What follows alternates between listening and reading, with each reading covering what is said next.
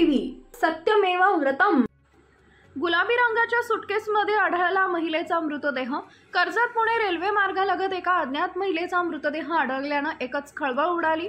तात्काळ घटनेची माहिती पोलिसांना मिळताच लोहमार्ग पोलीस आणि कर्जत पोलीस ठाण्याचे अधिकारी यांनी तात्काळ घटनास्थळी दाखल घेऊन मृतदेह ताब्यात घेण्यात आला असून पुढील तपास कर्जत पोलीस करत आहेत।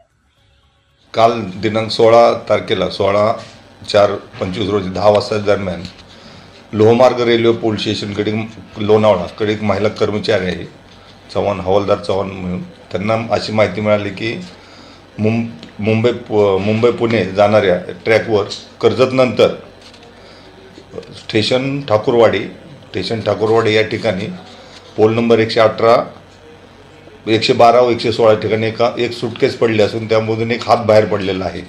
म्हणून त्यांनी ते जाऊन पाहणी केली असता त्यामध्ये एक महिलेची डेड बॉडी त्यांना मिळून आली। म्हणून त्यांनी कर्जत पोलीस स्टेशनला जुडिक्शन कर्जत पोलीस स्टेशन असल्याने त्या ठिकाणी जाऊन मी गरड साहेब स्टाफने जाऊन पाहणी केली असता त्यामध्ये एका 28 ते 30 वर्ष महिलेचा मृतदेह बॅगमध्ये मिळून आला। हात पाय बांधलेले होते तर चेहरा झाकलेला होता।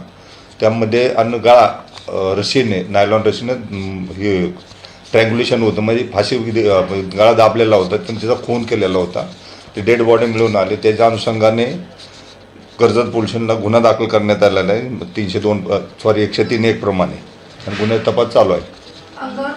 अंगावर फक्त एक प्रकारचं वहन आहे अजून पीएम होऊन चालू आहे। पीएम ट्रँग्युलेशनचं वहन आहे फक्त आणि त्याचा पोस्टमॉर्टम पनवेल जिल्हा रुग्णालय पनवेल या ठिकाणी करत आहे।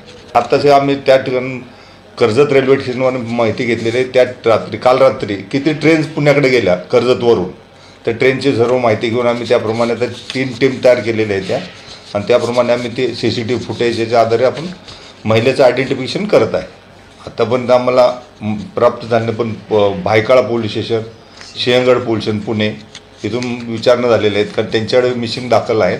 आपण एक मिसिंगसाठी स्वतंत्र टीम नेमलेले आहे जे मोठे स्टेशन्स आहेत just like CST Thane Dadar आणि कल्याण त्या पोलीस स्टेशनला मिसिंग दाखल आहे का आजूबाजूला दाखल आहे त्याप्रमाणे तपास करत आहे।